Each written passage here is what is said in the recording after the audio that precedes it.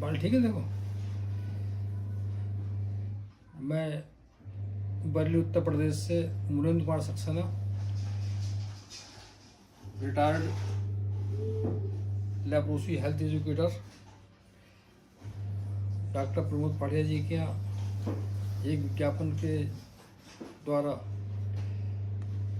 अपनी L4 L5 दबी नसों का बिना सर्जरी के इलाज कराने के लिए उनके दिल्ली हॉस्पिटल ग्वालियर में पहुंचा। डॉक्टर साहब ने ध्यान से देखा और मुझे बिना सर्जरी के इंजेक्शन लगाकर सही करने का आश्वासन दिया। मैंने 2 अक्टूबर 2024 को अपनी स्पाइन में डॉक्टर साहब के द्वारा इंजेक्शन लगवाया।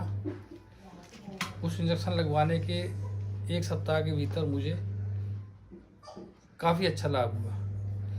जैसा मैं पहले 5-7 मिनट खड़े होने में दिक्कत महसूस करता था, फिर मैं आधे 1 घंटे खड़े होने लगा। चलने में मुझे 25-30-40 कदम चलने में दिक्कत हुआ करती थी, फिर मैं 1000-1200 कदम चलने लगा।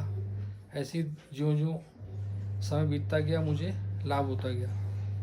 किंतु मैं भगवान श्री जगन्नाथ जी के मंदिर 14 अक्टूबर 2024 को जाने पर मेरे शरीर में कुछ अस्वस्थता फिर शुरू हुई।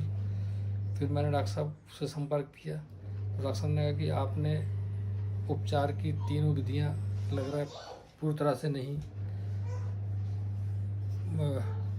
अपनाई। पहला था स्पाइन में इंजेक्शन, दूसरा था कुछ सुबह शाम दवाएं खाना, कुछ दोपहर में दवा खाना, कुछ शाम को 7:30 बजे दवा खाना, और फुट से फ्लेक्शन एक्सरसाइज एक्टिवली सुबह शाम करना, वो मैं करता रहा। किंतु जो एक लास्ट स्टेप था सफिशिएंट रेस्ट का, वो मैं भगवान जगन्नाथ जी के मंदिर जाकर, चूँकि थकान महसूस हुई, करीब 1.5-2 घंटे वहाँ लाइन में भीड़ में खड़े रहना पड़ा भगवान के दर्शनार्थ। और मुझे मुख्य द्वार से, मंदिर के मुख्य द्वार से लेकर मंदिर में भगवान जी के गर्भगृह तक पहुंचने में करीब 1.5 किलोमीटर का सफ़र करना पड़ा।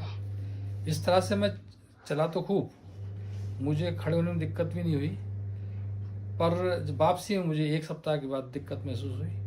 फिर डॉक्टर साहब से 6 नवंबर 2024 को संपर्क किया। डॉक्टर साहब ने फिर से स्पाइन में इंजेक्शन लगाया। अब मैं फिर पूरी तरह से स्वस्थ हूँ। मैं इसके लिए डॉक्टर साहब का आभार व्यक्त करता हूँ, धन्यवाद देता हूँ। डॉक्टर साहब का उपचार बिना सर्जरी के इंजेक्शन से अच्छा है। ईश्वर से कामना करता हूँ कि मुझे और आगे स्वस्थ करें। डॉक्टर का नेम एड्रेस बता दो तो किसी को चाहिए। डॉक्टर प्रमोद पाड़िया जी, ग्वालियर से।